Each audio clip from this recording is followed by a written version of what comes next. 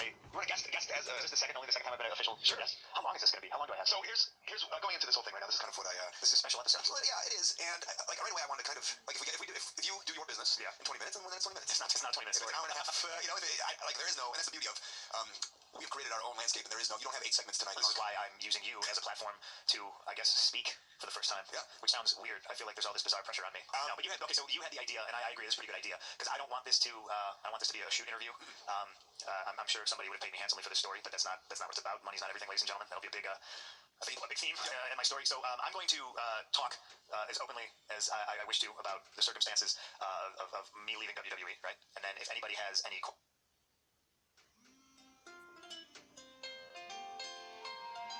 questions based on that subject, right. Don't ask me how big Batista's dick is. We'll set up an email. Yeah, so I think the theme is right. The theme of the podcast, of course, is our lives, and this is a big life thing. Yeah. And you had come to me, and we had kind of talked about like, who knows if you ever want to talk, but there's just so much going on, and it's understandable. You've been so great about not exploding verbally into the world of how much frustration you probably could have exploded. And you were good about keeping it to yourself. Well, I think a lifetime of watching people either talk about stuff when they shouldn't talk about stuff, or cryptically talk about stuff. Like even if it's something as light as, I got this really big awesome thing coming, and you'll know more about it later. Right. And then if something falls through, and then you're just the asshole who just tweeted something about this big awesome thing. And I never wanted to be that guy. So there are large periods of me going dark on Twitter, and then tweeting about hockey, and then reading some responses and being reminded why I went dark on Twitter in the first place. But fuck it.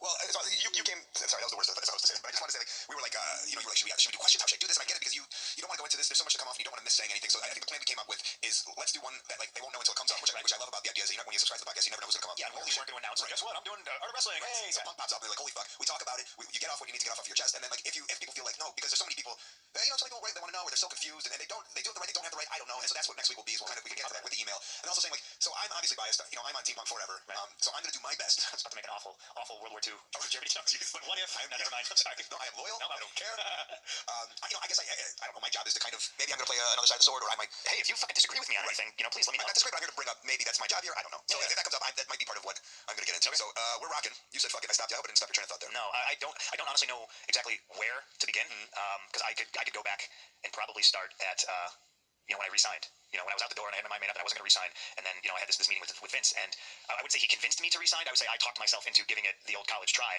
and I think a lot of people believe like all these powerful words I say about change and changing the place and all that, and people constantly tweet to me all the time. You can't change it from your couch in Chicago, and I absolutely disagree, because that's exactly what I did. It almost took me sitting on my couch to, and not change the place permanently. No, I'm talking like when I split in January. Okay.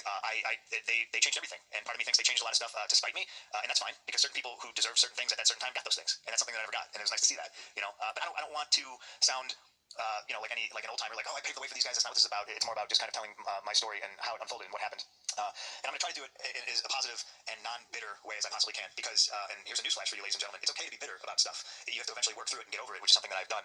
But there are a few bright spots, I'll call them. There's a few things that still get me to this day, and they'll probably come out. I just don't want to sound like that bitter guy. That's why I don't want to have this be a shoot interview. Sure. I don't want it to be, hey, let's just talk shit and bash WWE, because whenever they had me backed into a corner, I know I wasn't the easiest guy to deal with, and I wasn't the nicest guy to deal with, and, so just kind of starting. I'm honestly having trouble with, I came on here, and, I've said, it's hard because I've said, like, yeah, fucking, for me, bitter a little bit, and it drove me to a point, and almost like I use bitterness as a happy point, but then I always get pissed off when I see people say, like, fuck a bitter, he's bitter piece of shit. That's people's perspective, right. You know what I mean? Like, people have owning the bitterness. People have, and that's the thing, like, I've embraced it. Yeah. That's not all I'm about. Trust me, ladies and gentlemen, I'm the fucking happiest I've been, and I don't know how, at least 3 years, right. Legitimately, you know what I mean? I find these other things that have made me happy, and I thought this thing that I loved, it just made me so miserable all the time. It made me miserable, and I guess with like the black and the white of it, when you just boil it all down, the essence of it was, I was miserable, I was unhappy, fuck it, I made myself happy, I left. Like, that's what it boils down to. So, it was a very, it wasn't an easy decision to make, but it was also a long time coming.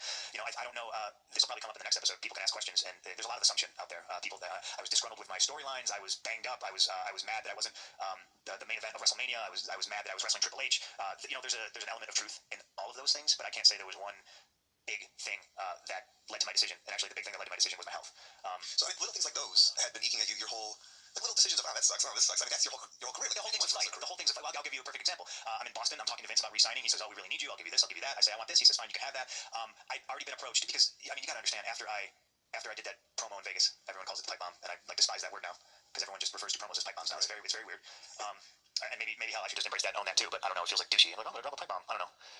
I'm talking to Vince, and I tell him that since that promo, we've gotten more mainstream attention. You know what I mean? Like like all this stuff. Everyone wanted to interview me, whether it was like GQ magazine, on the cover of USA Today, and like all this weird shit. Jim Rome. Yeah, exactly. Precisely. You're gonna remember more than I do because my life's a blur.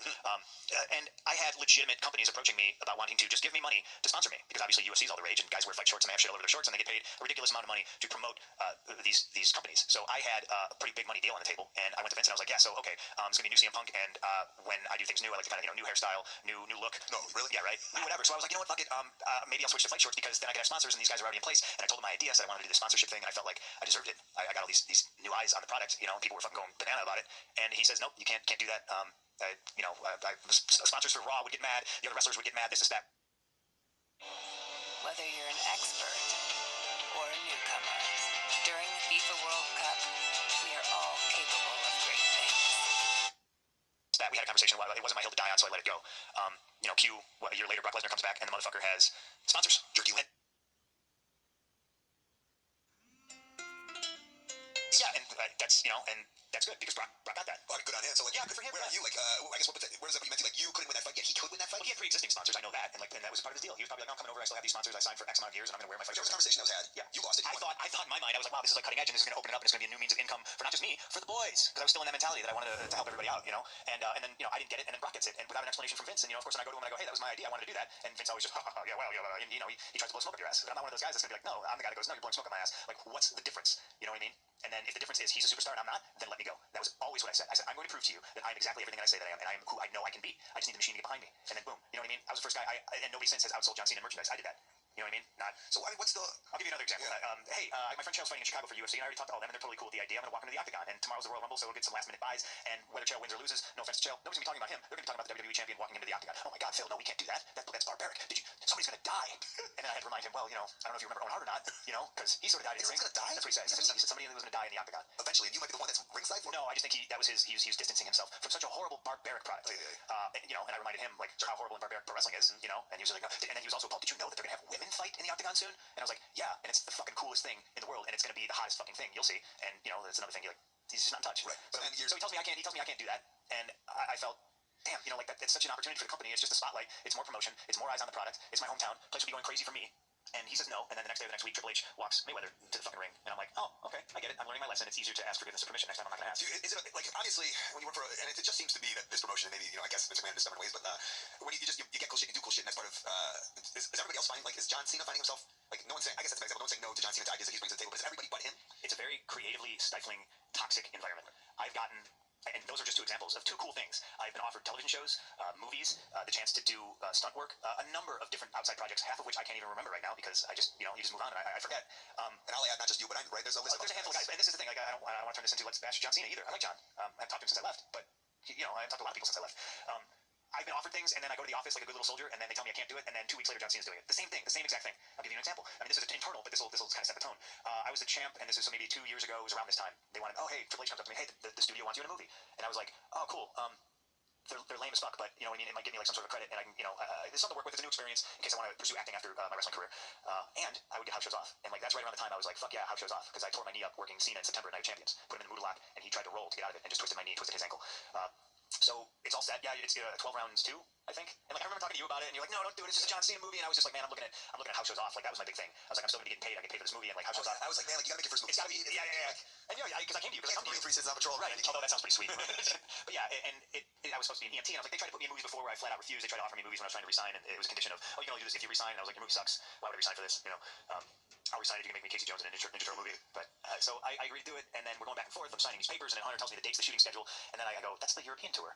He goes, no, it's not. I said, no. Like, come on. I've been on, 30 European tours, which means you've probably been on like 90 to 100. It's the same time every year. It's 2 weeks after WrestleMania, and it's 2 weeks before Thanksgiving. No, I checked. It's good. Hunter, I'm telling you, it's the European tour. Like, I'm the champ. Does Vince want me to miss that? I'm totally fine with missing a European tour. Fuck yeah. But, and like, that was the thing when I was a champion. I was very much in like I gotta leave this locker room, and I gotta do this, and I gotta lead by example. So like, I did every appearance. I did everything Cena did, to put it in perspective, because people, know how much John does. I did everything he did. They just don't advertise it. I mean, it sounds shitty to complain. I did as many Make-A-Wishes as he did, and they just don't advertise anybody else doing a Make-A-Wish. Occasionally here and there, you'll be like, oh, Randy Orton did a Make-A-Wish. Everybody does them. They just Cena's the poster boy, So let me play devil's advocate here. Hold your thought. Let me just get this out. So I finally, Hunter's like, it's not the European tour, Punk. And I'm like, dude, it totally is. But okay, well, all right, let me double check, and I'll get back to you. The next day, it's announced on the internet. Randy Orton starring in, whatever. 12 rounds too. 13 rounds? Yeah. So I call up Hunter and I go, you couldn't have called me and told me, you know, and he's like, well, I told you I was going to try to get him to switch the schedule, but they couldn't, so, you know, we just took Randy was the second choice. And I was like, don't you think you could have called me? And I didn't have to read on the internet, and that's how they are. So that's, I mean, okay, so that's a theme. Because I'm going to play, not those advocate, I'm going to play asshole who's complaining to you on Twitter, Facebook, whatever.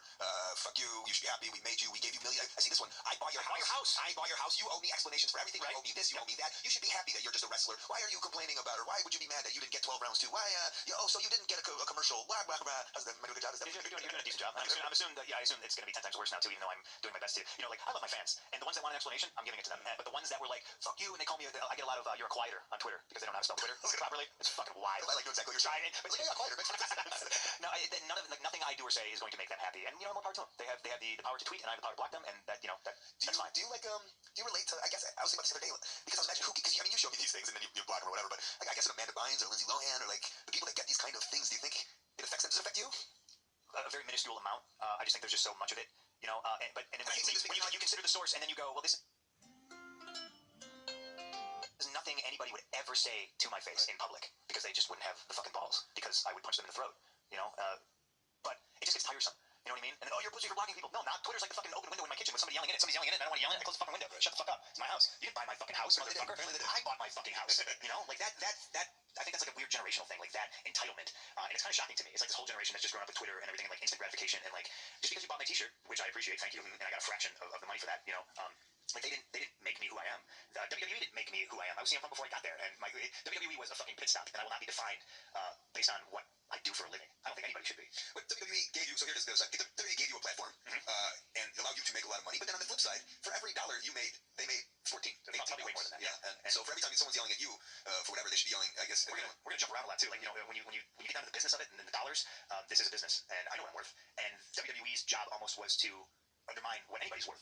If somebody is legit, my true worth was $8 million a year. WWE does not want to pay me $8 million a year because they still need to profit. So they're going to be like, no, we're going to pay you $500,000 a year. You know, and then since it's the only game in town, and half the people who work there were kids like myself, like you, who grew up loving it and watching it, they eat a lot of shit because, oh, this is my dream job. I don't want to get fired. I want to make this person mad. I better shake this person's hand, and I better do this, and I better make sure I do this. And pro wrestling is just the weirdest fucking business in the world. Pro wrestling was awesome when it was me and you and Prazak and Chuck Smooth, and we were driving down to Ian's, and it wasn't all this bullshit. And we sat in the locker room, and everybody pissed in the community bucket, and we wrestled for little or no fucking money. You know what I mean? That was fucking pro wrestling. Now you try to put that in the confines of a publicly traded company where everybody's like, oh no, I'm a businessman, and Hunter's running around in suits going, oh, you know, I never wanted a real job because I never wanted a suit. Oh, golly, look at me now. It's just like it's the most bipolar business in the world because they want you to be this character 24/7, but then if you're caught being mean to somebody on Twitter, they will admonish you.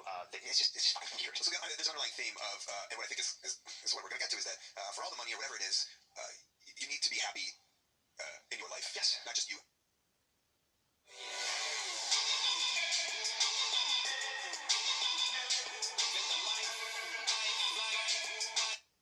Everybody, right? So why would you want to continue doing something that's making you miserable? Right. And that seems to, it's when you say when we're traveling roads, that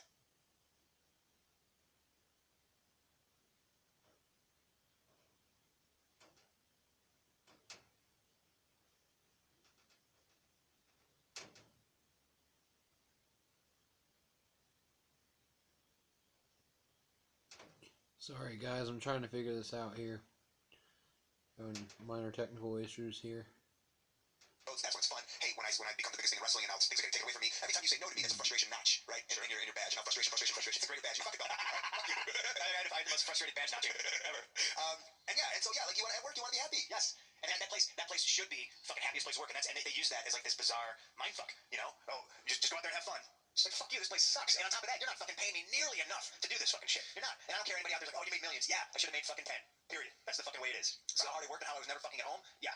So as you leave, yes, you said mainly for your health. I mean, that was a big part of it, but it was also, I knew this network was coming out, and for months, I was asking everybody, hey, so WrestleMania is probably like $70 in HD, and now you're selling it for $10.99 or $9.99. Don't pretend you don't know. I don't. I mean, and yeah, at the time you had to buy like the 6-month thing, but I felt like I was the only one asking questions. I had guys like Randy asking me, like, hey, what happens? And I was like, I don't know. I ask, and they just, you know, Vince, he just laughs. Oh, we haven't figured that out yet. And I was going, shouldn't you think you should figure that out before I work on that pay-per-view so you can pay me accordingly? You know, again, nobody's asking questions because nobody wants to rock any kind of boat because it's the only game in town. No, because you'll get punished. You'll get left off the pay-per-view. They'll take you off the Raw. They'll take you off the house shows, and now you're not making any money. That's the way they do it. God forbid, like the WWE doesn't do anything to protect the wrestlers. They do things to protect themselves, and that sounds really harsh. And I stated earlier that I don't want to come off as like bash WWE, but they don't let everybody know that they're doing all these fantastic things for concussions for the boys. They do it so it looks good on them in the public. The NFL is getting fucked in the ass because there is a union for the football players, and the union is saying you need to pay these guys this much money for medical, for past injuries, for whatever, and the NFL is doing it. The NFL is paying out the ass, and Vince doesn't want to do that. So they put all these things in place, like, oh, look, we're doing all this, we're doing all that. I got a concussion in the Royal Rumble. It's pretty goddamn obvious. I knew I had a concussion. Everybody knew I had a concussion, and they're like, we want you to take this test. And I was like, your test is bullshit. I took the test while texting you and listening to my headphones, and I, quote unquote, passed with flying colors. But then they were like, oh, we want you to go to the ring and run the ropes. And I was like, but I just passed your test. They're like, yeah, but we still think you have a concussion. I was like, so your test is worthless. I'm not going out in the fucking ring like a 2-week rookie to run the ropes in front of everybody. Let's just call it now. You know, Call it a concussion. but I was doing this weird stubborn thing where I was like, I'm fine, I can work because that's the way I always been, and that's what they instill in you. Because if I didn't work, I get punished. You know what I mean? I never had a break. That's why I talked earlier about, yeah, I'll do your movie because weekends off sounded fucking awesome, and I wouldn't even have weekends off. I would have done the movie, but I would have been throwing myself at the ground. I was beat up. I already needed a knee surgery at that point, but I was the champion, so I was like, gotta keep going. And I told Vince that I need this knee fixed. I'll do it after I drop the title to The Rock. But I was still actively trying to convince him that dropping the title to The Rock was not the right thing to do, or that even if I did that, you know, a 3-way with me, John, and Rock was the way to go for WrestleMania, or let me keep the title on Wrestle Taker. I think we counted it out, and it would have been day 500. There's like a bunch of cool different scenarios, but I digress. Once again, don't want this to be a shoot interview. Yeah. This is not why I left. But yeah, You didn't take any breaks. I didn't take any breaks. I remember being excited when on a European tour after the WrestleMania where I wrestled Ray, that my elbow every night locked up at like a 45-degree angle on the butt, and I would like, I can't move it. I can't bend it in either direction, like but 3 inches. Yeah, And I was like, people listening who not do complain, but are just like, oh, can't you just go out there every night? It's like, this guy can't move his elbow. yeah, and I remember being excited, and I remember telling them, like, I can't, you know, like, we would do these exercises where I would, like, hold something heavy, like maybe like a hammer, and try to, like, relax my arm to try to, like, dangle it, and then they would straighten it, and then they would tape it, and I was wrestling like that, like, every night in Europe, overseas, and, like, So the excitement is like, I might get some surgery, I might get some time off. yes, I was stoked. I was like, I mean, you took me to get the laser eye surgery right after my elbow surgery, because I was like, huzzah, I'm gonna get my eyes fixed, too, because I had all this time off. I got surgery, and then I think I got surgery on, it was either, when I was in SmackDown, so it was a Wednesday or a Thursday, and then Vince called me, like, Friday. I was like, oh, her surgery was a success. I said, yeah, it's great, I'm gonna, you know, rehab, and, you know, I'll be back before you know it. Well, actually, I'm going to have send you some travel right now because, I mean, just your elbow hurt. We can have you cut promos. So I was already back on the road after X amount, like 5 days. Is Not even 4 there days. internal pressure from you yourself? Absolutely. Just being like, you can't say no, come on, man. No, I wanted to show them that I was the best at this job. Like, easily. Like, even with my arm in a sling, I'll go cut promos and nobody's going to be able to fucking touch me. I remember there was a time where you like kind of like bragging, like you got something, like you're like, and I kind of like, if I'm gonna come back, it's only TVs, and then I don't have to do any more European shows, and then or like overseas, and then like I'll be happy. And then literally 2 months later, you're like, I'm doing this next. Well, I think that was after I split after the Mania match with Taker. There was a ton of reasons that happened too. But I was upset that like you then started going back on these tours. I knew that would drive you to unhappiness. Like, And it did. Yeah. Yeah, so I get that elbow surgery, and I'm right back on television, and I'm right back at it, and I'm scared that I'm gonna have a blood clot and die because that's what happened to Chris Candido. And I got the laser eye surgery, and I remember that when I was supposed to go back to Birmingham to get cleared before I came back to wrestle for my elbow. One day I was just on TV, and it was the same thing. I was just like, I'll just probably cut a promo, and then Michael Hayes comes up to me and goes, all right, you're working so and so, and I was like, no, I'm not. I just got this laser eye surgery. I don't want anybody fucking up my eyes. And he's like, well, you know, you really should have told somebody. And I was like, told him what? My elbow? And he goes, no, I just checked. They said you're cleared. I was like, I haven't even gone to Birmingham to see Dr. Andrews yet. What do you mean I'm cleared? Well, you got to talk to them. So then I talked to Dr. Raymond, and Dr. Raymond was like, oh no, I just called him. I told him how you were. He said, okay, he cleared you. And I was like, what kind of witch doctory bullshit is that? Like, I'm gonna go see him before I fucking wrestle. Book that shit. I'm not wrestling tonight. You know, and I still remember it was right around the time of the I came back from what I'd imagine like any other pro sport person would come back from a minor elbow injury way too soon. And it was the debut of Nexus, and I remember well because I was like, hey guys, laser eye surgery. But I couldn't tell any of those guys because they tried to hide the whole fucking Nexus angle from me and Gallows, even though we knew something was up. So when they're beating me up, some asshole was sticking his fingers in my fucking eyes, and I just started fucking smacking people. And Gallows was like, what do we do? And I'm like, just start beating him up. And he started beating up fucking Ryan Reeves. And Reeves was like, no, we're supposed to go over here. Yeah, we beat up. just totally confused. So I was very mad somebody poked me in the eye. And it was karma for me laughing at you when Ricky Reyes did it too. At the Ring of Honor show. Because like it has to happen. Yeah. It has to happen. If they're like, don't touch my eye. It happens. You touch the Murphy's arm. Law. Absolutely Murphy's Law.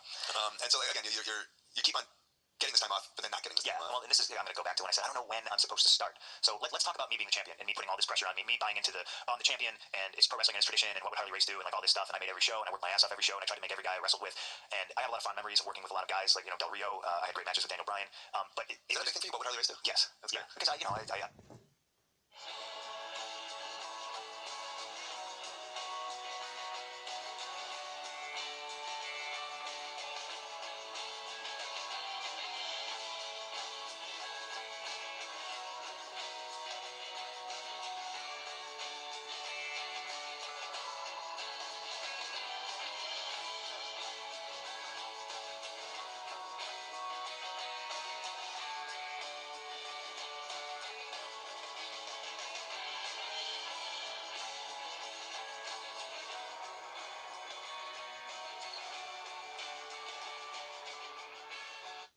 like to think I'm an old school guy, and like that was the thing, you know. Harley loves you. You get hurt, you fucking tape it up, blah blah blah, you know, and that's what I did. I mean, how long was I on TV with my arm in a sling? The sling wasn't just for show. I walked around with my arm in a fucking sling all day, except the fucking 2 hours in the morning and the 2 hours at night I was doing rehab, so I could double time to get back in the ring. And then that's why I always had my elbow taped up after that. You know, we like sometimes we put a little donut of like padding on there and shit like that. I'm trying to think. There was never. It really seemed like there was never really a place for me in that company, and I always just. So, do you think that's, and so here's me playing the other side, because I love you, but I've known you forever. Do you think that was because you were probably like an asshole to a lot of people that worked there? What was? So like, you can be. I mean, I think it's great, but I know like the way sometimes you probably talk to some of those people there. I get it because they're dopes, but shows dopes are like, fuck this. I don't want to approach them. Well, and that's another interesting thing too. You know what I mean? There's 26 fucking writers that you don't know who they are and they've never been in a real fight in their life, and then they're writing stuff for you. And if you make them mad, I guarantee you, they're like, well, I don't like that guy. I'm not gonna write stuff for him. And you know, and like, so I mean, you're fucked either way. Do you see that a big reason why when you got so hot was there people going like, ugh, not this guy. Let's try.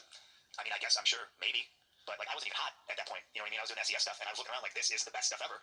Why are we doing anything with this? And they just squandered it away. And maybe that's because they're like, oh, he's an asshole. But isn't that a stupid way to do business? You know? Isn't that fucking stupid? Sure. I mean, if you're putting money there, trying to make money with getting them their jobs, right? Should they be trying to make money with everybody instead of just one person? Yeah. I don't know. Maybe. What do I know? So you're the champ. You're doing Harley race style. Yeah. And I remember telling Vince like, hey, we should ride this Mania, or if I have to drop the title to Rock, let's do a three-way. To me, it was always about what's next. Who am I working with next? Because if you're not working with anybody next, and that's a big problem with that place, is they have no plans going forward for anybody. I think when they call a meeting, Vince will probably be like, what's next for Cena? Because that's all he cares about. And I think that's the wrong way to do business. But I was always trying to set myself up to work with somebody else. I didn't want to turn heel. Vince came to me and was like, Rock's coming back and he wants to work a bad guy. You're the champ. So it was either I turn heel or I drop the title to Daniel Bryan. And I was like, well, I would like to work Rock. You know, it sounds challenging. Let's, you know, well, you have to turn heel. And I was like, all right, well, I'd rather be a heel than a babyface anyway, even though I'm making these sweet checks, which are going to get cut in half because of merch sales. But I was like, you know, and then he told me, he goes, I'll tell you what, Phil, you do this for me and I'll owe you one. And I was like, sweet, great. And to me, yeah, at the time, the goal was still WrestleMania main event. So I turned heel. Not the biggest sacrifice, but still a sacrifice when you're babyface and you're making like John Cena merch money and you're beating the merch sales. Yeah, to say, no, I'm going to be a bad guy now and, you know, 5-year-old Johnny and Timmy aren't going to want to buy your shirt anymore. That's a thing. So I did that, and then that's when I started getting like super beat up. That's why I tore my knee up against John. I kept asking what was going on for Mania. Vince kept very disappointingly telling me that it was going to be the rematch between Cena and Rock, and I was just like, that's going to be awful. How do we do this? And I was obviously, I mean, I guess, and if people want to call me a politician, I was trying to politic my way into the main event, but it wasn't like, let me beat everybody. It was, hey, let's do a three-way. It'll be elimination. Have somebody pin me in fucking 5 minutes. I don't care. And I'll be able to be like, I did the main event at WrestleMania, and I'll be able to move on. Fuck it. You know, it won't be such a hang-up for me anymore. It won't be such a mindfuck. No, you know, the Undertaker needs somebody to work, and I think you're the guy to do it. And I was just like, okay, but after that, what happens? And he's like, I don't know. What do you want to do? I was like, all right. And I don't think he asks a whole lot of people what they want to do. And since I was turning heel, they again went back to, oh, we want to put a heater with you. So, and this, I don't know, this will probably blow some people's minds, and then some people will be like, oh, you're full of shit. I don't fucking care either way. The Shield was my idea. What happened was, at the time, the head writer was Eric Pankowski. He called me up one day, and he was like, okay, nobody knows you're going to turn heel, but we want to stick a stable with you. We want to give you Big Show as your heater. I immediately groaned. I love Show to death, but that's not a good idea. They want to put Daniel Bryan with me. I groaned. I said, Daniel should be kept as far away from me as possible, because if anything, me and him should be like Brett and Shawn. You know what I mean? We can be far apart. We can come together when you guys need a fucking program, 2 or 3 pay-per-views, and we can always do it, and it'll always be quality. Their idea was a stable with me, Big Show, Daniel Bryan, and the only name they ever mentioned was Seth Rollins. But they kept saying a guy from FCW. So then I went to Pankowski and I was like, I don't like the idea. I'm willing to do the heel stable thing. Why don't we pick 3 guys from FCW that are ready instead of using 2 guys? You know what I mean? They'd just be treading water. They just, who cares? How many times are these guys going to train? It's not fresh. Right. Yeah. So I took the idea to Hunter. I took it to Vince. They agreed. You know, Vince was immediately like, who do you have in mind? And I said, Ambrose, Rollins, Chris Hero, or Cassius Ohno. Hunter shot down Hero. They wanted Roman Reigns. They came to me. They're like, what about Liaki? And I was like, you know, like I didn't, wasn't my hill to die on. I said, sure, because it made sense to me. Oh, they want their guy in. He's the pretty guy, but that's good because this guy can learn from working under me. The idea was they were supposed to be my group. Things fucking change. They like to take other people's ideas and make it their own idea and then tout how awesome that they are.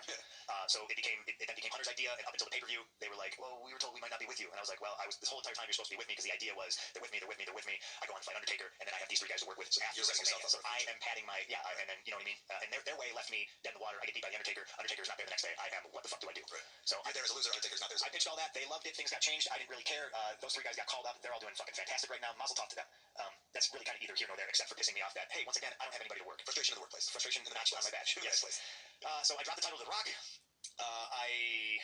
God, I don't even know if I want to cover the Ryback stuff. That took 20 years off my fucking life. Jesus. We're not here to knock anyone. No, but I was beat up and I was torn up, and then John Cena got hurt, and they're like, oh, well, how do you feel about this guy? You know, I mean, he's definitely not ready, but, you know, you can carry him if you want. And I was like, yeah, okay, great. So that took 20 years off my life, because so you're already beat up. I'm already beat up, and then I have to wrestle steroid guy, and he's very, I call it like I said. He's very hurty. Sometimes deliberate. You know, I mean, there was one time he kicked me in the stomach as hard as he could, and he broke my ribs right at the tail end. You know, and like that, I never got an apology for that. He was something else. I can tell already. Like, you're cranky, you're mad, you're hurt, you're frustrated. People are crying. Be happy. You're doing your dream. These things are adding up. Fucking notching on your badge, man. You had that. There was the ribs. I think there was concussion in there somewhere. Yeah. Another one. I mean, I had the torn up knee. I flew. I did Raw Tuesday. I got on the jet to fly to wherever SmackDown was. Vince and everybody got off. The jet continued out of Pensacola, Florida. They dumped me. I got surgery Wednesday morning. I'm walking out of the hospital, and Vince calls me. I'm all fucked up on anesthesia. Her surgery went well, pal, and I'm immediately having like a crazy flashback to the elbow surgery. And he goes, and I said, yeah, I guess I'm just gonna go back to my hotel and start rehab, later tonight and get rolling. Good. We just announced on the website that you're wrestling Ryback in tables, ladders, and chairs match on the first Raw of January. And I was like, that's in 2.5, 3 weeks. He's like, yep. Prognosis for your surgery is 4 to 6 weeks. And I was like, so you booked me in a horribly dangerous match with a horribly dangerous opponent. And he's like, well, that's when Rock's coming back, so we gotta start that program right away. I told him I didn't want to do it. He told me that he would owe me one. It's two. And I was just like, man, okay. So for the first time in my career, there was a big part of me that was just like, whereas before I'd be like, get on my horse, I'm gonna do this rehab, blah blah blah. And I was really just like, man, okay, well, all right, I'm the champ. Here's the deal. I called back Vince the next day, and I'm like, when I drop this belt, I'm gonna need some time off. Like, I'll burn myself out right now, get myself back in as best shape as I possibly can in 3 weeks. But the instant I drop this title, I'm a ghost. You know what I mean? Well, no, I need you for the rematch for The Rock. I said, no, there's no way. You know, like, I'm fucking out of here. You know. And just like as you said earlier, you get frustrated that I went to these European tours and I'm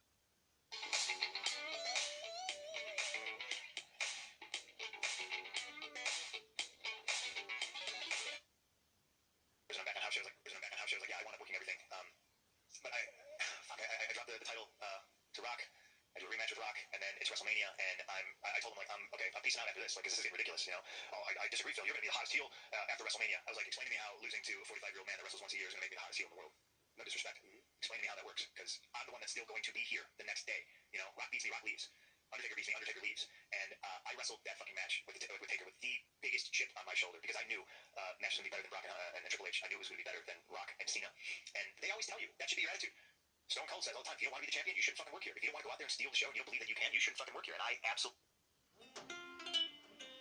fucking believe that, and I believe that, and I did it again for I don't know how many WrestleManias in a row where I went out there, I felt I stole the fucking show, but this time it was different because they were like, wow, you really should have went on last, and I got so fucking mad, and I said, you better fucking pay me like I did. If you pay me like I did, I got no fucking problem. They did not pay me like I did. They did not give me what I thought I should have made. But I wrestled that match like I had a death wish. I don't know if people can go back and watch it. I've never ever watched it. I got into a huge screaming match with Vince about that because he's like, did you watch it back yet? And I was like, no. Why? God damn it, you should be proud of that. And I was like, fuck you, I was there. Pay me.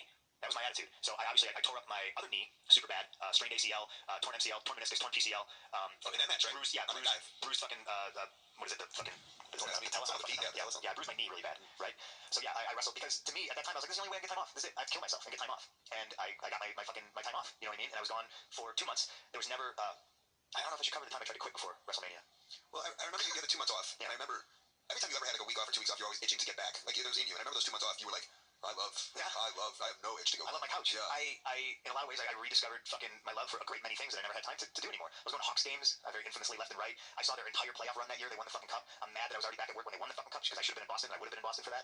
Yeah, I discovered fucking life. And I started looking at my bank account and being like, all right, this is fucking ridiculous. Like, I don't need to do this anymore. Like, this is I'll go work at Starbucks. You know what I mean? They'll probably actually give me insurance. You know? Yeah, you do it if it was fun, but it's not. When you look at something and you're going, I'm counting the money, knowing how much I don't have to do this, you know something's wrong. Right.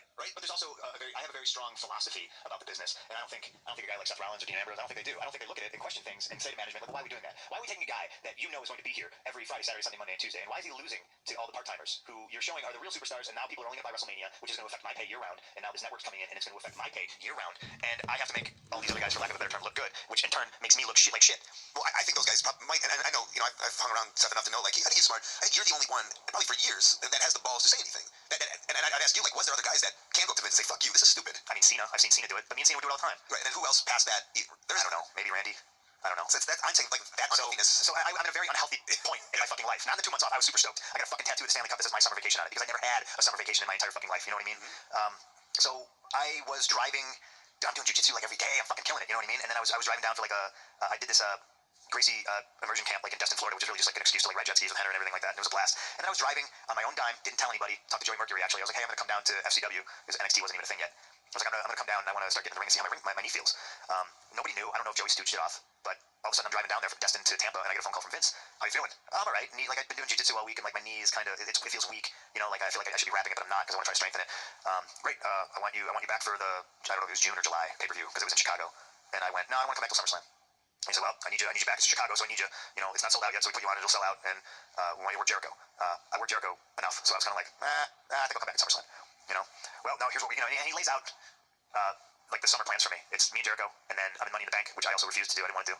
Paul would turn on me, and then I would feud with Paul, but he would bring in Brock, and then this, of course, you know where this is going. He's like, and then I need you and Brock for SummerSlam, big headline match. And I said, great. And let me preface this, ladies and gentlemen, with wrestling is fake, and it doesn't really fucking matter in a lot of instances who wins and who fucking loses. But put yourself in my shoes. I'll disagree with that. Yeah. Well, so he goes, you versus Brock SummerSlam, and I went, great. Who's going over? And he goes, well, Brock. And I went, great. Who's going to be at work on Monday?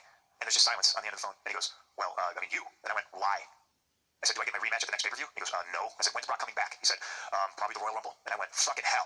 Okay, so I got to put over The Rock, and he goes away. I got to put over Taker, and he goes away. Now I'm putting over Brock, and he goes away. My stock is dropping rapidly in the eyes of the casual viewer, who is who they care about. So if I'm to maintain my main event status, I'm not going to be able to do it by just producing excellent matches on house shows and TVs all the time. I've I now know that the business model has changed, and just me barking about how I don't like that it's changed isn't going to do anything about it. I now go, well, fuck it, I want to be that guy. And Vince was like, well, no, I need you. The talent pool is really thin right now. And I went, tell Brock to work the fucking house shows. And this is, a lot of people are going to be like, oh, he doesn't like Brock. Me and Brock get along fucking great, so shut up. But again, my hang up was WrestleMania main event. I guess I'm just going to have to do it again. I'll fucking work Jericho. We'll blow it out of the water. I'll do this stuff with Paul. It'll be fucking excellent. That can get me excited. I'll work Brock. We'll fucking steal the show. And then there's no way they can fucking deny. They can't, for the third, fourth year in a row, be like, no, this is Punk's year. Even though I thought it was my year every year for 3 years. They can't be like, no, he's not in the main event of WrestleMania. So I did the Brock match. I did all that. And then, again, well, we don't know what to do with you now. Can you work Ryback? And I said, no.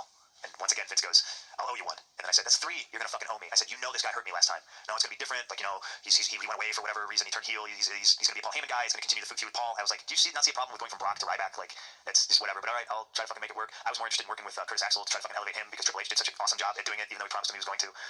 That's the bitter part of me fucking creeping out, ladies and gentlemen. So, but if they're inside of wanting to see young guys who deserve it being elevated. So I acquiesce. I say, all right, I'll work Ryback. And I go up to Ryan and I go, hey man, clean slate. Let's fucking kill this. Let's fucking show him, that you're better than they think you are. Let's show them that I'm better than they think I am, and let's fucking let's turn this mid-card shit into a fucking main event. Yeah, I'm really excited. Great, blah blah blah. First night out, gorilla press through a table, fucking misses the table, dumps me on the concrete fucking ground, tilts my fucking pelvis, fucks me up for weeks. So let's add the and just we're adding physical. I'm compensating because my knee is still fucked. Both my knees. You know what I mean? The one that had just had surgery 6 months ago, and the one that was fucking torn up, and I refused to have surgery on. I just wanted to rehab it, which I did. And then like now it's at the point where I walk up to him and I go, you can't tell me you didn't do that on purpose because you've done it so many times now. You either tell me right now you're dumb as fuck and you suck, or you did it on purpose. And he was like, I'm dumb as fuck. I'm sorry. And like, there's nothing at that point, like there was nothing I could do. In my mind, it was like, well, great, I'm fucked. There's nothing I can do. So I work him. It hurts. I had a tag match. It might have been me and Dragon against. We're here for all pro edge rushers, for pre-game tailgaters, for family fan cavers. We're university. Against Daniel Bryan. I'm sorry, I was talking about him. Curtis Axel.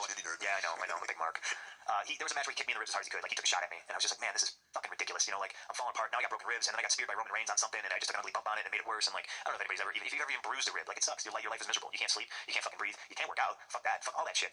So, which of course goes. That's your job. You gotta be half naked in front of America, and the world. Yep. So I mean, working out is just as important. Somewhere along the line, I started to feel worse than I've ever felt in my entire life. Fucking awful. I worked Luke Harper in a match, and I got hit with something, and it fucking rung my bell, and I got a concussion.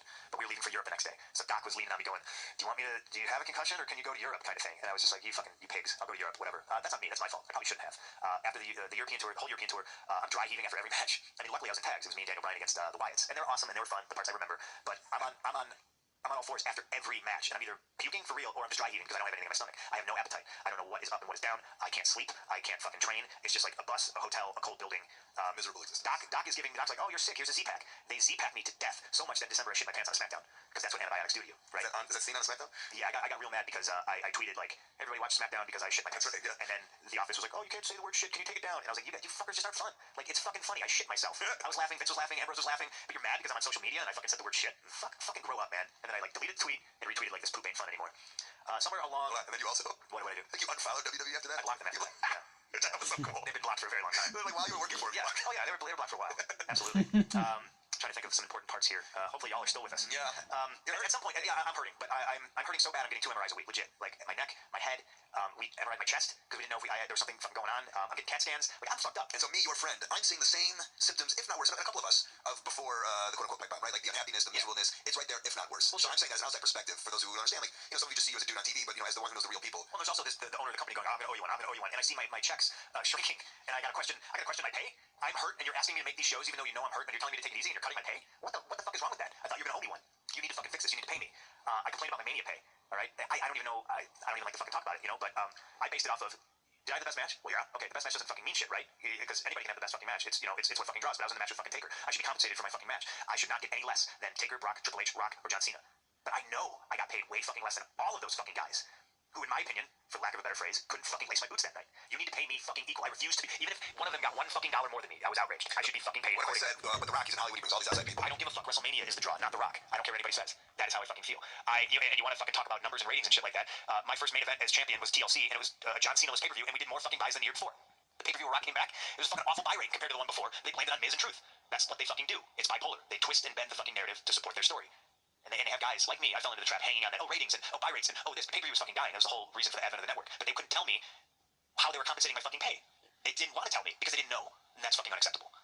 Somewhere along the way, I get this fucking lump on my fucking back. This is where it gets good. So I go to Doc and I go, fucking look at this. This wasn't here last week. What is that? Oh, it looks like what do you call it? Not a hematoma, a fatty. I don't know, he said it was like a fatty deposit. He asked me if it hurt. I said no. I said, but it wasn't there last week. And it's been a long tradition in WWE locker rooms. When somebody has something like that, Doc cuts it out. Everybody watches it. People film it. It's the weirdest fucking thing. That's why I used to pop dudes' zits. You know what I mean? Anybody who's ever been in the locker room is listening to this. You know what I'm talking about. So they tell me, no, we're not gonna do anything about it because it's just like a fatty deposit, whatever. It's like a calcium deposit, whatever. So I let it go, fine. It gets bigger. A couple months later, I'm like, this thing got fucking bigger. Does it hurt? No. Well, then let's just leave it. Let me ask you something, Doc. Is that like your medical opinion, or are you just a lazy piece of shit and you don't want to fucking do it? Because I've seen you cut a million of these things out of somebody. Well, you gotta wrestle tonight and blah blah blah, and you might need like a stitch. I'm like, so fucking what? You put 14 staples in my forehead, and I had to go out that same night and wrestle again. What is preventing you from helping me? Well, let's just blah blah blah. Okay. Did you have like a theory, or did I have a theory? Yeah. No, I was just like, what the fuck is this? It wasn't here yesterday. Get rid of it. no theory on why he's not cutting? No, he's just lazy. Just lazy. He's lazy. Crazy. I mean, and that's the thing. Guys, I really feel like fucking shit. I have broken ribs and I have a fucking concussion, and they're like, here's a Z-Pack, Phil. And I'm like, fuck. Okay, I take the Z-Pack, I can't sleep. Here's another Z-Pack. I take the Z-Pack, I shit my pants in the ring. I'm like, what the fuck, you know? And then after all that, they gave me an even stronger antibiotic. And I'm like, all right, I'll take this, maybe it'll make me feel better. It made me feel worse. I had fucking goddamn diarrhea for like 3 weeks, you know? What's diarrhea? Oh man, was I nervous I was gonna shit again. I was like, this is gonna be my new gimmick, you know what I mean? I mean, Vince is gonna be like, you're gonna get all white gear, you know? It's gonna be like Bastion Booger. So, I mean, everything fucking comes to a head, and I'm still motivated. It's Royal Rumble season, and I know Batista's coming back, and I know the main event is Batista versus Randy Orton, but I'm still that kid that was in the car with you driving to fucking Pittsburgh and Philly and IWA, and I'm like, I'm gonna change their minds. I'm gonna have this awesome Royal Rumble, and they're gonna be like, goddamn, Punk needs to be in the main event. He hasn't been in the main event, you know? I remember watching Foley's DVD, and they interviewed Vince, and Vince was like, I thought it was a shame that he didn't have his WrestleMania moment before he retired.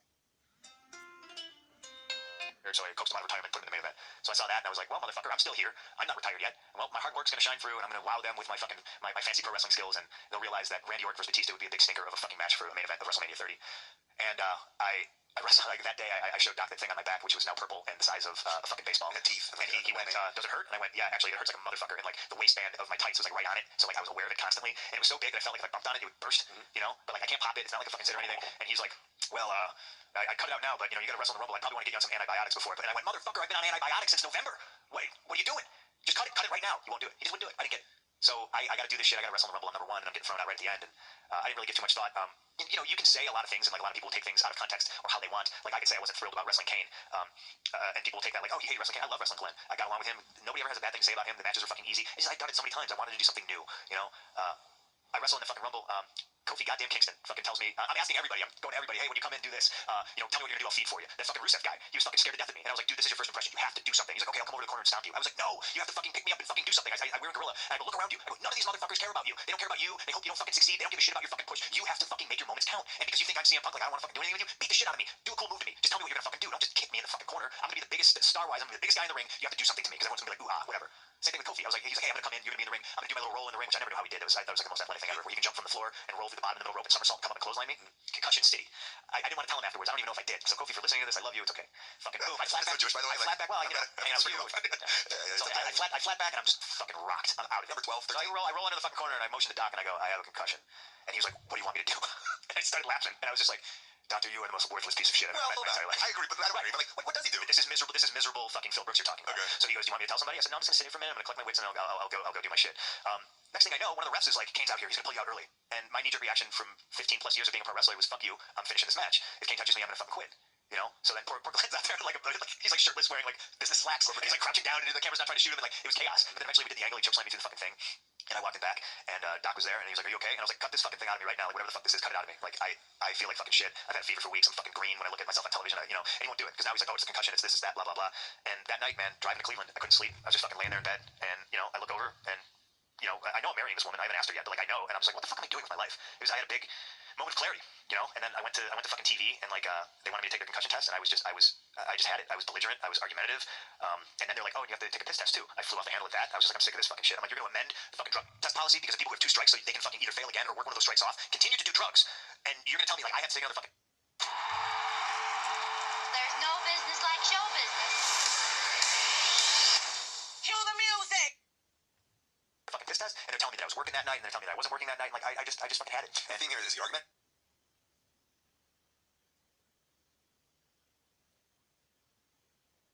And you've told me before, you're like, I didn't like how much I was telling people to fuck off. I hated it. Right. And it was happening. Yeah. You were doing it. You were telling people to fuck off. You were telling everyone. And they're like, we need you to sign this for this visa for this country because we're going on this tour. And I was like, right now, in Cleveland, Ohio, take fucking care of me right fucking now. Don't worry about where I'm supposed to be tomorrow. Don't worry about what segment I'm supposed to be. Fucking fix me. My fucking ribs are broken. My knee is fucking torn up. I'm fucking sick. Fucking help me. And they were just like, no, you have to sign this. You have to piss in this. You have to fucking go take this. I think that's like, fucking help me. And then I just went, you know what? Vince, I need to talk to you. And Hunter was in the room, and he goes, oh, I'll leave. And I went, no, you know what? You can stay. I don't care. You need to hear this too. And I just looked Vince in the eye and I said, I do not love this anymore. I'm fucking sick. I'm fucking hurt. I'm fucking confused. I don't know as a business what we're doing anymore. Every day you tell me this is a team effort, but every day it's a fucking individual effort by me to find what's necessary to even fucking come here. I said it's not fun. I have zero fucking passion for this. I'm fucking concussed. I'm fucking hurt. And all you care about is what segment I am and how soon I can fucking get my gear on and when I can pee in this fucking cup. And I don't want to do it anymore. I talked openly about bringing back Dave as a babyface, and I was like, how do you not see how that is the worst idea? How do you not see? Even Dave, he was fucking saying, dude, I don't know, I can't remember if you were here or not. Dave was on the fucking couch a couple months ago, and we talked about all of this. So please, dirt sheets, don't try to stir shit. Me and Dave are friends. I'm giving you a recanting of exactly what I said and how I felt at that time. And Dave was fucking cool with all of it because I fucking talked to him about it. You know, I mentioned something about the piss test. Hunter goes, well, you know, Dave just took the same piss test you did. And I just looked at Hunter and I went, did you? And he had nothing to say. And then I said, look, I thought when I resigned 3 years ago, Vince, I told you if I couldn't be all that I could be, that you should fucking fire me. That if I was a fraud and I was anything less and fell short of the fucking mark, I said, I sold more shirts than John Cena until I turned fucking heel for you. You said you owed me one. I worked guys that were fucking dangerous and you said you owed me one. I did all these fucking things and all I wanted was the main event of WrestleMania. And it's fine if you don't think that is me and that I'm that caliber of a fucking superstar, but then you need to fucking fire me. Because I do not want to be here and I do not want to be anything less. I will go somewhere else and I will get more fucking over because I know I can. You have shackled me. You have creatively stifled me. You have made this a very toxic environment. I no longer want to be here. I said, it boggles my mind how Daniel Bryan has not figured into your plans to be in the main event of WrestleMania because this is his fucking year. Just like 2 years ago, it was my fucking year and I was white fucking hot, just like he is now. And what did you do? You fed me to this guy and I invited Hunter. And Vince was just like, this is the concussion talking. I can't believe you're saying any of this. You're in the main event. It is a main event. You're wrestling Triple H. And I turned to Hunter and I said, all due respect, I do not need to wrestle you. You need to wrestle me. I do not want to wrestle you. I seriously resent you for not putting me over 3 years ago when you should have. That would have been best for business. But you had to fucking come in and squash it. And then I had to lose to fucking Truth and Miz. Like, it didn't make any business sense then. It doesn't make any business sense now. And I'm in a position now where I can tell you that I don't have to and nor do I want to wrestle you at WrestleMania. I don't care if I was supposed to win, which I was. I didn't care. I didn't want to give him the fucking privilege. Do you understand that? Yeah. I said a lot of shit in there. I told him again, and you know, and Hunter was gritting his teeth, and I knew, I mean, he never liked me. It's one of those situations where you always hear the stories in the dirt sheets about, oh, Hunter says this about Punk and all this negative stuff, but me and him in a room together, never any good vibes. Always negative. The way he always looked sideways at me, the way he always treated me. For instance, a simple courtesy call, hey, that is the European tour, you can't do the movie, we're gonna have Randy do it. But he thought he didn't have to do that because I was a piece of shit. Listen, you tried to convince me when you were white hot after the end of your first match. I tried to convince myself. Yeah, and convince yourself to convince me saying that this guy coming out of retirement and beating you and then going back into retirement. He did that, didn't he? Yes. He came out of retirement. He was gone. Came back. You were his first match and then went back. And then he went away again. Yeah. To stop you. Yeah. I mean, so Hunter goes, you know, Punk, you were in the best match of WrestleMania last year, and that was the main event. And I was like, I'm not fucking stupid. The main event is the last match. You can push it to people who buy the pay-per-view that, oh, there's 4 main events. There's 1 main event. There's always been 1 main event. And I deserved it. And I still deserve it. And now Daniel Bryan deserves it. And you think you're just gonna give it to Batista and Randy? You know, and I made this argument. I was like, when you look at the roster, how many active members of the roster have been in a WrestleMania main event? How do you expect anybody to get fucking better? AHL hockey players have to play with NHL hockey players in order to get better. I needed the experience of a main event at WrestleMania with somebody who was equal or better than me, so I could learn, so I could further become an asset to the fucking product. So I could draw more. Instead of always being told, well, you're not a draw. How do you know? Why don't you give me a fucking shot? And anytime they did give me a shot, I knocked it out of the fucking park, ran, caught the ball myself, and then fucking shoved it down their fucking throats to remind them, yes, I am all that, and then some, and more. And you fuckers just, what it boiled down to is that it was an old out-of-touch man's decision. No, this is going to be the greatest main event of all time. And then they wound up changing it. And I'm so fucking stoked that Daniel Bryan got his fucking main event that they can never take that away from him, ever. Whether they want to make fun of him or not. But Hunter told me I was in the main event because I wrestled The Undertaker. And I turned to him and I said, tell me that I got paid the same amount of money as you, Brock, Cena, Rock, or, you know, whoever. And he was like, and once again, he had nothing to say. He didn't say anything. And I was just like, right on, all right. I said, I'm out of here. Right. And Vince, with tears in his eyes, fucking stood up. I stuck my hand out, and he went in for a fucking hug. And it was like a reluctant, you know, like I just kind of patted him on the back a little bit, and I looked at Hunter, and he stuck his hand out. I shook his hand, and I said, goodbye, and I walked out. No, but you were like, I quit. Fuck you. It was like, I mean, no, and you know, and this is my rationale when I think about it. It's like, you know, people be like, oh my god, he walked out on his contract and he did this. First of all, I'm an independent contractor. I could walk whenever I wanted to, right? Second of all, I didn't do it in the middle of the program. I didn't say I'm quitting unless you do this. I didn't say I didn't hold them up. I got chokeslammed through a table at the end of the Royal Rumble. You know, I wasn't out. There wasn't everything advertised. It wasn't like Kane vs Punk at the next pay-per-view. I walked. You know, and now, after all that, this is where the fucking story actually starts to get really good. Because a week after I fucking left, Vince texts me, just like the 2 surgeries. How you feeling, pal? You ready to come back to work? And I text him like, no, I'm so mentally fucking shot. I still can't sleep. This, that. My lovely wife convinced me to go to her doctor in Tampa. I went to her doctor in Tampa. I walked in. I've never met this guy, right? He looked like Patrick Bateman. It was kind of creepy. Like if Patrick Bateman had white hair. Mm-hmm. That was him. His last name was Bateman too. It was very strange. So his name was Patrick. So I walk in, and it was Patrick Bateman. So I walked in. Never seen him before. He's got no idea who I am. He's like, okay, so what's the problem? And I fucking yank my shorts down, and I show him this fucking thing on my lap. Oh, okay. Yeah. And he looks right at it. He doesn't touch it. He just looks at it, cocks his head sideways, and he goes, that's a full-blown staph infection. Full-blown. Yeah, and I looked at him and I laughed. And you were there when the doctor told me I had a fractured skull. Same laugh. I just went, like, yeah, of course it is. I have a staph infection because of course I do. Right. Why not? And I was like, all right, what are you gonna do? And he's like, that's like MRSA. He's like, I can tell right now, like that's fucking, the thing's like purple and green. He's like, I can cut it out, and you need to go to the hospital and get like an antibiotic IV drip. And I was like, well, let's say we didn't have time for that, you know. he just loaded me up with antibiotics. He cut the thing, he squeezed it, shit shot onto the ceiling. I've had tattoos in some of the most painful places. I fractured my skull. Ryback has broken my ribs, a kick on purpose. I've wrestled 3 weeks after knee surgery. This was the most painful experience of my entire life, and I don't know why it hurt so bad. Did you get videotape? No, but I sweat like I was in the fucking Sahara Desert. Like I was clutching the table, and this doc was just squeezing this shit, and he kept squeezing this shit, and then he patched it up, put a band-aid on it, and he gave me 3 months of antibiotics. And I was like, great. And so I asked him, I was like, I've been on antibiotics for a long time. Like, why wouldn't it do this? And he was like, unless you're on specific antibiotics to kill a MRSA infection. He's like a Z-Pac's not going to do anything. Right. And was he like, you've been working on this thing? Yeah. Did he say it was like possible too? No, and he said, how long? And I was like, I don't know, for at least 3 months. And he was like, you should be dead. You could have died. Because I look up staph infections, people, they're nothing to fuck with. So I get that taken care of. All of a sudden I can sleep. And I slept for a long fucking time. Vince texts me and says that I'm suspended. He says, well, I wish you could have, lasted till the end of your contract, but you're suspended for 2 months. So I did the math in my head. It's the day after Mania, my suspension was up. So I was like, all right, I'm missing Mania. Fucking whatever. I don't care. I hate wrestling at this point. You know what I mean? I'm just like, whatever. So the 2 months is up, and I don't hear anything. Nobody texts me. Nobody says your suspension is up. I had to listen to Vince on an investor call say that I was on a sabbatical, and I was like, why wouldn't he announce to his investors that I was suspended? That's fucking weird. And then I don't get my royalty check. I got some wonky shit going on with the mail, so I just figured maybe it's late. So now the week goes by, I don't get it. Well, you don't figure it's, but you also like, I give it the benefit of the doubt here, And then I'm downstairs in my basement cleaning out bins that were on my bus, and I find a royalty check from last year that I just forgot to cash. And I'm like, can I put this full circle though? Yeah. Because I remember you telling a story. You were at Harley Race's house once. You looked under the couch, found a $10,000 check. you just had to lay around the house. Yeah. So I love what Harley Race do. Here you But are. this check was for exponentially way more than that. So I find this check, and now I'm like, fuck, what do I do? I'm like, and I talk to my wife about it, and I'm like, all right, well, I'll call him, and I'll be like, you need to reissue me this check, plus send me my royalty check, because I haven't gotten it, And I called the name of the guy who's on the check. His name's Tom. I call him, and he answers the phone right away, and I go, hey, Tom, it's Phil Brooks. And, like, I can hear his teeth start chattering. And he's like, and I was like, hey, dude, relax. Listen, I found this check. Here's the, I'll email the number. Can you reissue me this? And I'm kind of assuming that maybe you guys are holding my check, unless there's something wrong with my mail. Can you resend me my royalty check? He tells me the royalty check is on the desk of Scott Amon, who is their lawyer. And I went, well, why? Because I said, you can't withhold my money. Like, I haven't talked to anybody. Nobody's contacted me. Let me talk to him. Well, I'll tell him you called. Okay, what's his phone number? Get his phone number. And then every day I call Tom, and I call the lawyer, and nobody picks up the phone. Nobody returns their phone calls. Nobody responds to my messages. They're not sending me the reissue check. They're not sending me my royalties. So I'm like, okay, so are we just stalemated, and then I'm just going to sit on my ass until my contract is up? That's fine, because there was a shitload of fucking money I was leaving on the table, but I didn't care, because I was happy, and I wasn't stressed out, and they weren't, like, slinging mud and freaking out, and I wasn't. And I was like, all right, well, maybe it's just, 2 ships passing in the sea, and that's it. And I'll let them keep that fucking money, even though that's like a lifetime of fucking money. I think God can do whatever he wants. He could have intervened to do these things. I'm just not sure how to prove that from money to most people. I'll let them keep it, because that's what my health and my sanity was worth to me. And then I would get weird butt dials. Like, Mark Carano butt dialed me a few times. He would butt text me. I would get like an L, or just like that blank text circle, you know what I mean? And then a woman by the name of Jane Geddes butt dialed me. Like, she called me, and I was like, oh, what's this? Oh, cool, maybe it's about my checks. Let it go to voicemail, see what she says, because that's always what I do. It's just 7 minutes of dead. I could hear her talking to Mark Carano in, like, the talent relations room, So like Phil Brooks. So like No, nothing like that. You couldn't really make anything else. I'm like, fuck it. I called her back. Hey, James, Phil. Saw that you called. I'm assuming you called about the 2 checks that you guys need to send me. I'm overly nice. I tell her I hope she's good. This, that, blah, blah, blah. I don't hear back from her until like a week later, where she texted me and was like, oh, I didn't mean to call you, but I've looked into those checks. I'll get back to you. She never gets back to me. I didn't bother, because at this point, I'm talking to the person I'm supposed to talk to. It's talent relations. She's not calling me. She's not returning. They're not sending me the checks. Blah, blah, blah. I have to switch gears here because I'm getting married. I'm planning a honeymoon. Plus the Hawks are in the fucking playoffs. Like, all hell's breaking loose.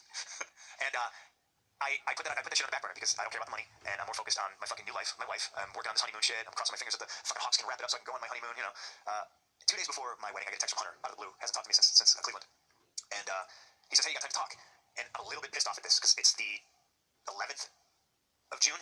I thought you said it's game 2. No, he's texting me during the hockey game. No, it's the 11th of June, and he texted me if I have time to talk.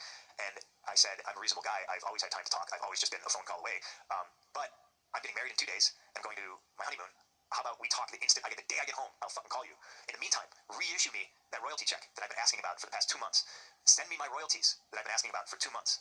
That is reasonable. And then I'll talk to you when I get back from my honeymoon. He did not respond to the text. The day of my wedding, I got a FedEx in the mail. And it was my termination papers. I was fired. You were fired. I was fired. So take that. Everyone who says I need to be quieter. You're a real quieter. I was fired On your wedding on my wedding day. Very calculated, very deliberate. And as much as I kind of chuckled at it and didn't let it affect my day, I was like, once again, you pushed too fucking far. You pushed the wrong guy. And why should nobody hear about this, but fuck, man, some people should be knowing that you're being fired on your wedding day. Well, I mean, here's Vince McMahon who wants to hug me goodbye. He has tears in his eyes, and he's like, oh, we're family. And he fucking fires me on my wedding day when I was just trying to get, and the letter was ridiculous. It was like, your contract's terminated, you forfeit all of your royalty rights, you're in breach of contract as of January 27th, which I'm not even a fucking lawyer, and I know you can't claim retro breach. You know what I mean? Like, if I was in breach of contract on January 27th, January 28th, they had to be like, you're in breach of contract. We're not giving you your royalties. And I would have been like, yeah, great, fine. I'm going to go home because I have the staph infection that you refused to treat and diagnose. Plus, I have this concussion, and I've needed time off for at least a year, and you won't give it to me. So I just kind of laughed at that. There was a big no-compete, specifically naming Ultimate Fighting Championships, which I got a huge kick out of. I was like, all right, okay, but they're not competition with WWE. But in mine and in Del Rio's no-compete clause, they're like, you can't go to UFC. But they're not a competition at all. Why would they be? Well, because they're going to murder people in the ring. Yeah, right. So longer story short, I did a little bit of legwork. The 15 minutes I had to spare, I called a guy, a vicious lawyer. He's Jewish. From LA, and I said, here's the deal. Here's who I am. Here's my story. I'm going on my honeymoon. I'll call you the day I get back. And he was like, great, let's get these motherfuckers. And we did. We lawyered up, and we got those motherfuckers. And the only thing I can't talk about is the terms of the settlement. I don't think I'll get in trouble for saying that I got everything I wanted, and then some. So then there's all that shit about the video game, which was dumb of them to advertise me for the video game. Like 2K Sports tweeted at me, do I have your attention now? Well, 2K Sports, do I have your fucking attention now? Thanks for the big fat check. And you're it's split, right? I mean, it's done each way. It took a while. It took a while. They tried to do all this wacky shit where they asked me if I wanted to make a joint statement. I said, go fuck yourselves. They tried to throw a non-disparagement clause in where both sides wouldn't speak negatively of the other one. And I said, through my lawyer, obviously, I was like, I haven't said a word since I left. I said, you're the motherfuckers who go on television and call me a quitter in my hometown. So if you want to go on television in my hometown and fucking apologize and say that you lied, that I didn't quit, that you fired me on my wedding day, and see how they fucking react, I'll consider signing a non-disparagement clause. But I also had no plans to go on this big anti-WWE tirade. And if anybody out there thinks that that's what this is, it's really not. It's just me telling my story. If there are negative and bitter parts, that's a part of fucking life. And like I said before, I've embraced it. I'm working through it. I'm getting over it. They kept saying, we know your client's going to TNA. We know your client's going to TNA, and the whole platform's going to be fuck WWE and this and this. And my lawyer was like, I'll tell you right now, he's not going to TNA. He absolutely despises professional wrestling. He wants nothing to do with it. He says he's never going to wrestle again. And they just kept trying to get these little things because, like, as much, they're bullies. They want to, even though they're losing, they want to try to feel like they've won something. So, when you see my stuff on Shop Zone now, it's because they have X amount of merchandise that they've already produced that I'm allowing them to sell. Because I don't know, maybe there's a fan out there in Indonesia that wants texting gloves. They can get those now, and I get my royalties for it. I get my royalties for it, so it's all good. But there's no working relationship, and there never will be ever again. It's like that wedding day thing. It's pretty ridiculous. And I've had to deal with people, strangers on Twitter. And you asked me if it affects me, and I told you it does minusculely. Like when they're like, oh, they'll tweet me and like they'll tweet Abe like, oh, he's gonna walk out on your marriage like he walked out on his contract. Like motherfucker, it's not even the same thing. For 10 years of my life, I was illegally listed as an independent contractor, and they were terrified that I was gonna go to court and ruin the way they do fucking business. I would like to see them fucking get some sort of a union for the boys and girls. That way, I know they're serious about protecting them from concussion. And other things, there should be something like that in place, but there's not. They're independent contractors, but they can't work anywhere else. It's just like UFC's not WWE's competition, but you can't go work there for a year after we fire you on your wedding day. I don't like it. And I don't have to fucking like it. Yeah. And I'm out, and I'm super stoked, and I focus on shit that makes me happy. I'm writing comic books, I'm fucking training my ass off, and I'm married. And that's the important shit. And I think that's gonna be hard, but like I think that's the key. When Batista stopped and he did an MMA fight. Yeah. I remember we had this conversation. I remember like this was my own thoughts because it's easy to start ripping on him, like sure, but I was like, he probably really wanted to do MMA. Yeah. And he went and he had a fight. I had a huge conversation with him about it. Good for him. And that's what I said. It's hard because the world knows who you are, but like, if that's something he wants to do. Yeah, and but there's always going to be those negative people that are like, oh, you can't do this, oh, you can't do that. I'm sure when Rock left wrestling for fucking Hollywood, everyone's like, oh, he's gonna fall flat on his face, and I get that all the time. It's gonna be hard for you. It's good. I mean, you're gonna venture into like doing the Marvel stuff. Whatever I want. Yeah. It's new stuff. Like, and you have to be able to go do that stuff. Right. And I guess like I open people to have that on their mind that like it's just like he's going into a new world, and invite him into doing whatever he wants because like he's a real human being and he wants to do. I'm saying to you. Yeah. If you want to buy the comics and you want to read them and you want to support, awesome. And if you never liked me because I'm a jerk when you met me in public because you were a fucking dick to me, so I don't feel like I need to be nice to you or give you anything that you want from me, don't buy it. Don't support it. Don't follow me on Twitter. Don't it's a very simple philosophy. Like do things in life that you want to do that you're interested in, and don't worry about what anyone else is doing. And you might win. You might fail. I mean, you might fail at some stuff. And it's good. That's what it's hard. It's gonna be under a microscope. But like, I know you well enough that like hopefully just like fuck it, man. You go for whatever you want. Do whatever. There's tons of people that are gonna say, and I say it probably 85% of the time, I failed at wrestling. I failed at my goal of the main event of WrestleMania. Even though I've come to terms with it and I look back at it like, that fucking match with Taker was better than anything on the show. And I had everybody from old Kevin Dunn to Vince being like, oh, that was the best match. You should have went on last. And I was just like, yeah, I know. So like that's the feather in my cap. How you feel? I feel awesome. Yeah. A little hungry. I mean, after this, that's good. It's good. I mean, like I said, there's still people that are gonna be like, oh, you're a quitter. You took your ball and went home because that's what they heard on Monday Night Raw. So they're gonna be a sheep and just regurgitate that. But like that's cool. Like I didn't quit. I got fired. Yeah. I do feel like that it does sound like you could make a battle of one guy versus one machine, and like unfortunately, it seems like for every story there's a heel and babyface, but right. And hopefully like that had to be said as you're talking about it. But like it's not you versus them. It's your story and like why you need to be free. Right. And I didn't want to be like one of these crazy guys who's like fuck WWE because I'm not. I still have friends who fucking work there. Aside from Dirt Sheets reporting that Chris Jericho says that CM Punk doesn't talk to his friends from wrestling anymore. No, I don't talk to the guys who have fucking agendas who are trying to ask me what happened so they can fucking report about it on their podcast or blog about it or some stupid shit like that. So if you're out there and I stopped talking to you, it's because you had an agenda. You weren't checking in on me because you were fucking concerned about me. You wanted to be like, oh, I spoke to Punk, and you wanted to use our private conversation as some sort of a weird fucking way to grab hits or whatever the fuck you call them. Well, cool, man. I mean, we covered a lot. How long was this? Up there. Yeah, up there. You put it on it? Yeah. Oh, fuck yeah. All right.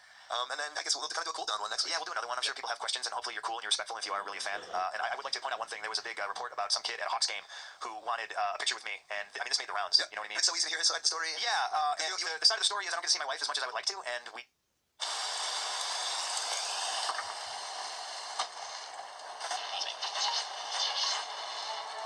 Ray Magliozzi here.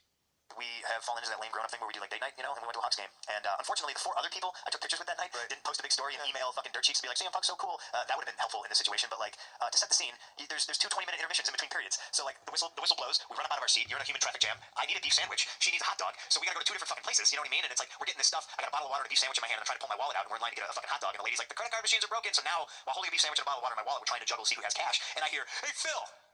And we both look at each other and just start laughing. We're like, yeah, of course this happens right now. You know what I mean? So can I get a picture? There's no please, there's no excuse me, there's no hi, my name is, there's nothing. Do this for me. So I do not pay any attention to this person. And we continue to pull our singles together so we can give this lady cash to get a fucking hot dog for my wife to go back to where she used to watch our hockey game. I'm fine with people coming up to me in public. Like I said, literally that night, 4 other people I took pictures with because they were like, hey, excuse me, punk, I'm a big fan. My name's blah, blah, blah. Human interaction. Not, hey, Phil, can I get a picture? Because no, you can't. Because fuck you for being rude. Yeah. That's what you get. You're nice to me, I'm nice to you. You're fucking rude to me, I'm rude to you. And that is the other side of that story. And I'll share one story as we leave. In the mail, I got this email from the Wrestle Ruse guy who sells the underwear, the wrestling trunks. He goes, man, you're such an inspiration, blah, blah, blah. And then that day, that day?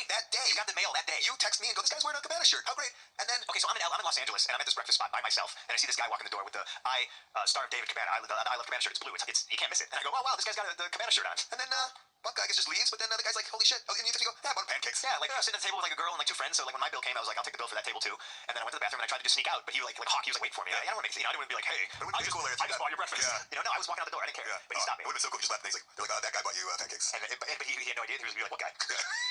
Why the guy bought me pancakes? That I start culture up at the store. What the fuck was that? That happened to me once. CJ Wilson, you know, he made the PMA shirts, Yeah. and then I was on my bike, and you know how they paint that mural on the side of Evergreen here? Some guy was painting a mural on a PMA shirt. Oh, yeah. So I stopped and I was like, hey man, where'd you get? Yeah, I gotta know you somehow. CJ, and the guy looked at it down and he goes, I got it at a thrift store. Can you tell me what PMA means? That's great. So we figured out somebody from the car dealership probably just took a bunch of the shirts and fucking sold them at the Salvation Army. That's great. Ridiculous. Yeah, I bought that guy pancakes. He was wearing your shirt. Goddamn right. Well, I won't do plugs because you just come on and plug whatever you want whenever you want. Fuck yeah. There it is. Lots of twists at the end, right? Lots of information to take in. Maybe take a second, take it all in, understand what you heard. Now, you can send the emails, and we will talk about it next week. I'm going to make you listen to the beginning of the show to find out what that email is if you didn't listen to it, all right? I know some of you. I get what you're up to. Right to the interview. Listen to the front part. It's fun, informative. You'll like it. You'll dig it. You'll find the email there. Here's the thing. You had a question. You didn't understand something. You'd really like him to discuss this point of it. It's been on your mind. You've been tweeting and talking with your friends. Send an email. Here's the other thing. You're a piece of shit. And you're like, oh, I'm a piece of shit. They're not going to answer my question because you say, fuck you, you quit, you're a piece of shit. Well, all you have to do is email nicely being like, man, this is a wild story. I'm kind of interested why you quit. That's it. Like, you can be controversial. You can send something in that is controversial and different and might upset him. But if you say it in a normal tone and a normal email, we're happy to discuss it. That's the point. He wants to get all of it out there. So for the trolls of the world who are desperate to get his attention or desperate to yell and swear and, I don't know, call him Hitler or something, it's so easy to say the exact same point you want to say, but say it constructive. And then we'll get to it and we'll make a point of it. We're doing it next week. Punk on the show this week, on the show next week. Pretty cool, man. Pretty deep, pretty wild. I like it.